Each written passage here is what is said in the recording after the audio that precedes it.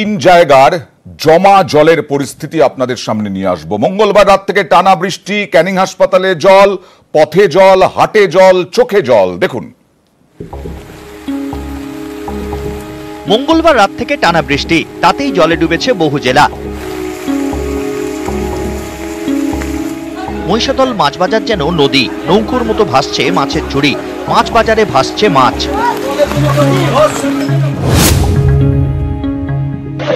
দেখতে পাচ্ছি তো দারুণ অসুবিধা হচ্ছে তোমাকে। অসুবিধা, পাহাড় ডুবে যাচ্ছে, প্যান্ট জামা সব ভিজে যাচ্ছে।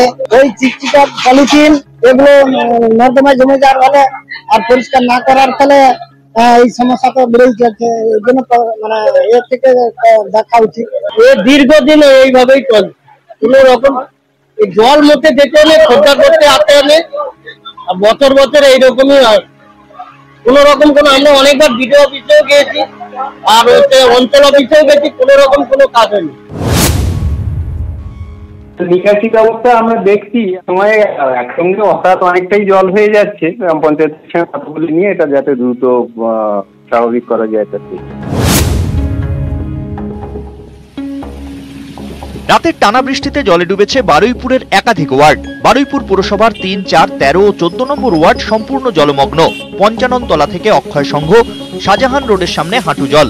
বেহাল নিকাশির অভিযোগ বাসিন্দাদের। ড্রেন করেছে, সে ড্রেন তো আটকে আছে, ড্রেনটা তো মনে হয় সঠিক হয়। কারণ ড্রেন করে দিয়েছে, পাকা কাঁচা ছিল, জল জমতো না দিচ্ছে। পাকা করার পরেই জল জমছে। নিকাশি ব্যবস্থা কি নেই? একদম নেই। দেখুন, পৌরসভাগতভাবে সেরকম কোনো ওয়ার্ডেই জল নেই, সব ওয়ার্ডেরই জল নেমে গেছে। বর্ডার এলাকায় অর্থাৎ পঞ্চায়েত এবং পৌরসভা, এই এলাকায় পঞ্চায়েতগুলো যদি ড্রেন পরিষ্কার না করে আমি কি করব বলুন তো।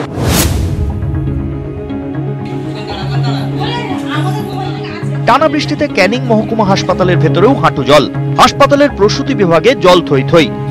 জলে ভেসেছে হাসপাতালের ওষুধ দোকানও। এমনিতেই বাড়িতে বাড়িতে সব জ্বর, তার মধ্যে এই জল পাড়িয়ে পাড়িয়ে তো মনে হয় আরো অসুখ বিসুখে, তার মধ্যে জল জমে জমে তো মনে হয় ডেঙ্গু হয়ে যাবে। মঙ্গলবার থেকে টানা বৃষ্টিতে এভাবেই বেসামাল দক্ষিণবঙ্গের একাধিক জেলা। নিউজ 18 বাংলা।